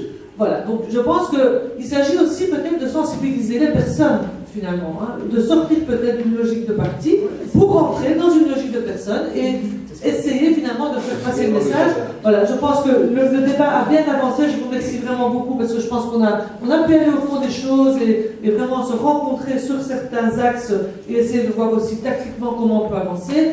Le public, je suis désolée, il n'y a pas vraiment de débat aujourd'hui avec le public, mais je pense qu'autour d'un verre et d'un sandwich, s'il en reste, on va pouvoir avoir un débat. Je vous remercie beaucoup pour votre attention et pour votre participation.